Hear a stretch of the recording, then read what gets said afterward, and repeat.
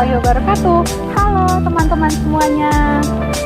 Kalian merasa nggak sih kalau pandemi COVID-19 itu mengubah sebagian aspek kehidupan? Entah itu aspek ekonomi, aspek sosial, aspek komunikasi, dan juga aspek keagamaan. Aspek keagamaan merupakan aspek yang penting di dalam kehidupan masyarakat. Menurut kalian, apakah cara beragama masyarakat saat ini berbeda karena adanya pandemi COVID-19? Untuk itu, mari kita cari tahu dengan saya Rosmatu lainnya.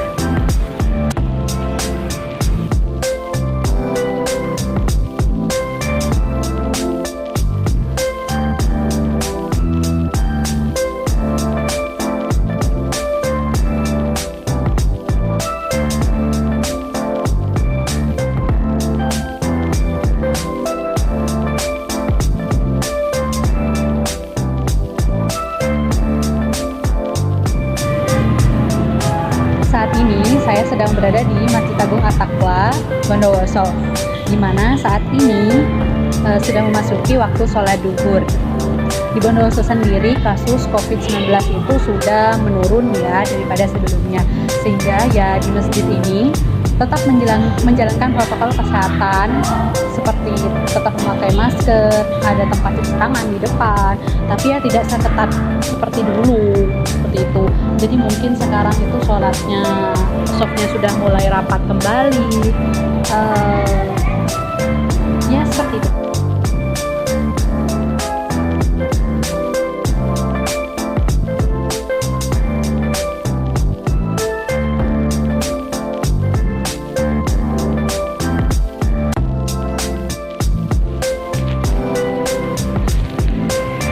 Di Bondowoso ini sebenarnya hanya ada 2 rumah ibadah yang terkenal ya, yaitu masjid dan gereja.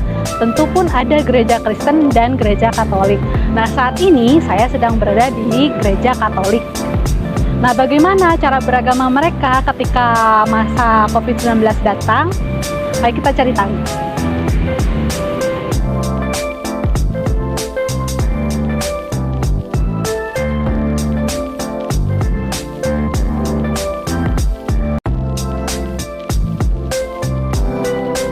Seperti yang kita ketahui bersama, di masjid juga kita ada kok protokol kesehatan. Nah, bagaimana ketika umat Katolik beribadah di gerejanya, juga ada protokol kesehatannya, yaitu ini, protokol kesehatan ketika mengikuti misa di gereja. Ya sama, kita harus menggunakan masker di lingkungan gereja, terus kita harus mencuci tangan, membawa hand sanitizer, ya dan sebagainya.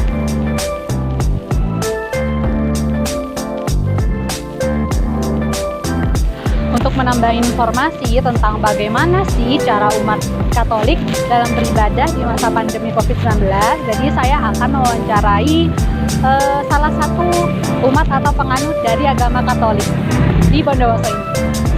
Ya, saat ini saya sedang bersama dengan Bapak Agustinus yang jabatannya ada di kantor sekretariat. Ya. Pak, jadi saya mau bertanya di sini ini pada masa pandemi COVID-19, apakah ada yang berubah Pak dari cara beragamanya? Cara beragama sih enggak ya, cara beribadah juga enggak, hanya selama COVID-19 dimulai tahun awal 2020 itu kami menerapkan protokol kesehatan, cuman itu aja. Jadi menjaga jarak, kami sediakan tempat cuci tangan, penggunaan masker untuk semua jamaah kami. Jadi dari mereka datang masuk ke halaman gereja sampai dari mereka pulang, itu protokol kesehatannya diterapkan dengan ketat.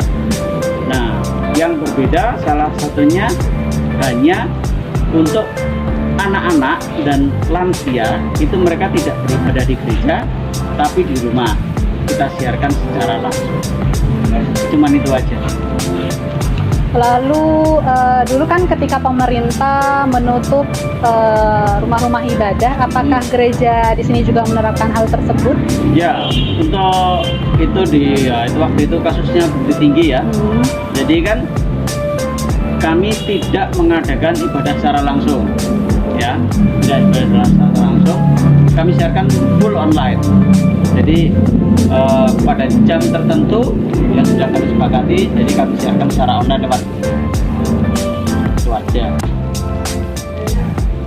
Terus karena waktu itu pemerintah ketat, jadi gereja kami tutup. Jadi kami tidak menerima tamu dari luar, ya. Kami tidak menerima tamu dari luar, tapi kegiatan ibadah tetap berjalan. Ini kami siarkan secara langsung aja. Jadi di dalam paling cuma ada pastornya satu sama yang membantu satu orang. Biasanya itu. Lalu tugas streamingnya ya, tugas iya. peralatannya itu aja. Lalu ketika perayaan hari raya atau hari misanya itu bagaimana ketika masa COVID-19 ini?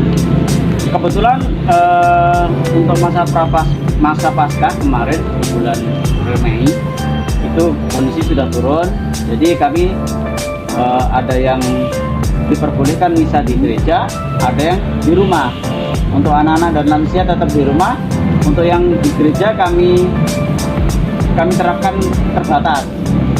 Jadi sesuai dengan kapasitas gereja. Dulunya kapasitas kami sekitar 300 ya.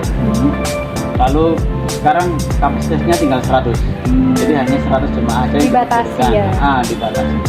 Kami terapkan secara terbatas. Nah, kalau untuk Natal besok ini kami belum tahu karena nunggu keputusan pemerintah. Ya. Tapi kegiatan ibadahnya akan tetap. Entah nanti full online atau full offline atau bagaimana masih belum. Kayak gitu. Penjelasan yang Bapak sampaikan tuh sangat menjawab ya pertanyaan yang kami sampaikan. Jadi terima kasih banyak karena Ya, sudah sama-sama. memberikan jawaban yang sangat baik. Terima kasih Bapak. Sama-sama.